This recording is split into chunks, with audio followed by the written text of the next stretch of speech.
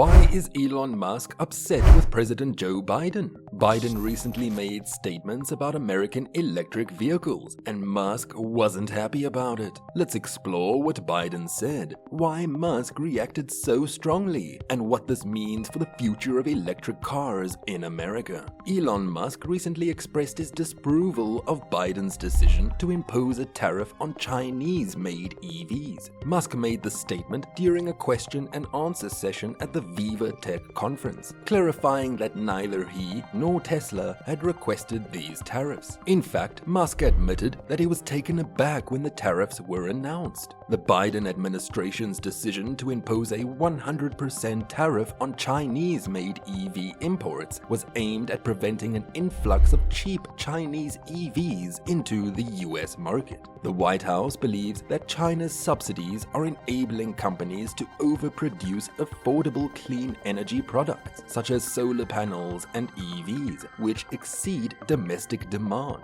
Analysts suggest that these tariffs are largely symbolic and intended to shore up votes in a tough election year. This move follows months of criticism by former President Donald Trump, who has argued that his rival support for EVs would kill the US car industry. Trump is currently running for the White House against Joe Biden. Biden vowed not to let China unfairly control the market for EVs and other key goods, including batteries, computer chips, and basic medical supplies. He emphasized the need for a secure supply of essentials at home, given the lessons learned from the pandemic. How do you think this will impact the EV industry and relations between the US and China? The tariffs announced on Tuesday will hit an estimated $18 billion worth of imports, according to the White House, in addition to a rise from 25% to 100% on EV tariffs. Levies on solar cells will be increased from 25% to 50%. Tariff rates on certain steel and aluminium products will be more than triple to 25%, up from 7.5% or less. China's Commerce Ministry criticized the new moves, stating that they would severely impact the atmosphere for bilateral cooperation. They also denounced the politicalization of economic issues. Ahead of the White House announcement, a spokesperson for China's foreign ministry said that China will take all necessary measures to safeguard its legitimate rights and interests. These moves expand sweeping border taxes on the US imposed on Chinese goods under the Trump administration, citing unfair trade practices. During the Biden administration's review of the measures, the government received nearly 1,500 comments, the vast majority of them from business owners arguing that the tariffs were driving up prices for everyday Americans and requested their removal.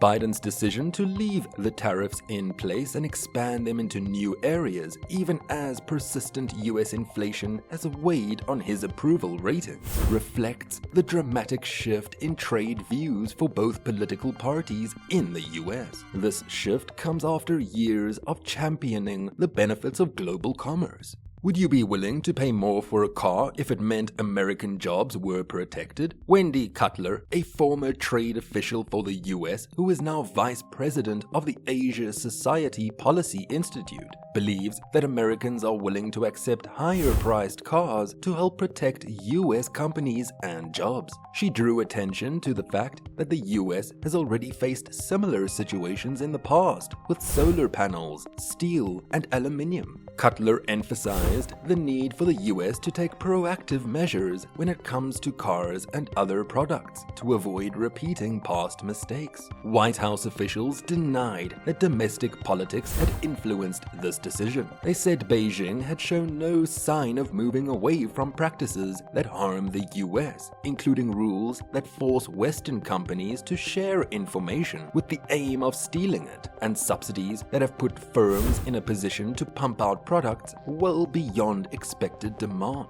The White House said that tariffs were targeted and did not expect them to stoke inflation, contrasting their approach with that of the Trump administration. Trump, who once called himself a tariff man, has campaigned on a proposed across-the-board 10% tariff on imports, which could jump to 60% for goods from China. He has also attacked Biden for promoting EVs, a move he argues will destroy US car companies and key employers in states such as Michigan that will be key election battlegrounds in November. Erica York, senior economist at the Tax Foundation, said both candidates were heading down the same path of higher barriers to trade and looking inward rather than looking at what we can do on the policy front that would actually make our sectors more competitive. She said the administration's promotion of the tariffs as strategic was a euphemism for protection for sectors that are politically important for this administration.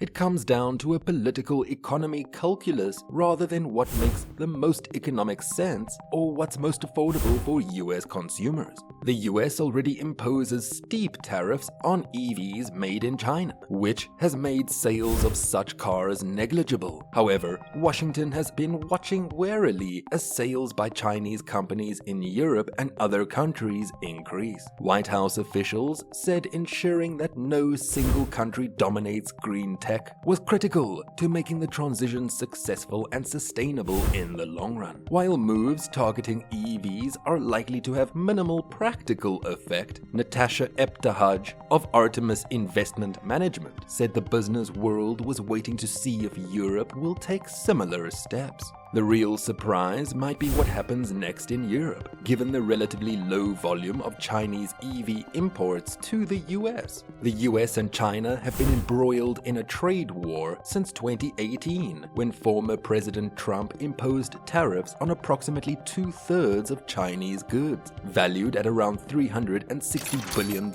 at the time. Did Tesla really get caught flat-footed by all this new competition? Unfortunately, everyday Americans have shouldered much of this burden through higher prices for items like furniture and footwear. Despite this, a research note described the latest moves as more symbolic rather than impactful, suggesting they would minimally lift inflation and weigh on growth in a similar way. The firm referred to the effect as a rounding error. However, Tesla has been facing a tough year due to a variety of factors. This include an aging fleet of EVs, decreased consumer demand for its vehicles, and increased global competition, particularly from China. In the first quarter, Tesla's revenue experienced its most significant slump since 2012, and the company's stock price dropped by almost 30% in 2024. Is Musk right to criticize Biden's union focus, or is there more to the story? Let us know your thoughts in the comments below. If you enjoyed the video, give it a thumbs up, share it with your friends, and don't forget to subscribe to the channel. Until next time.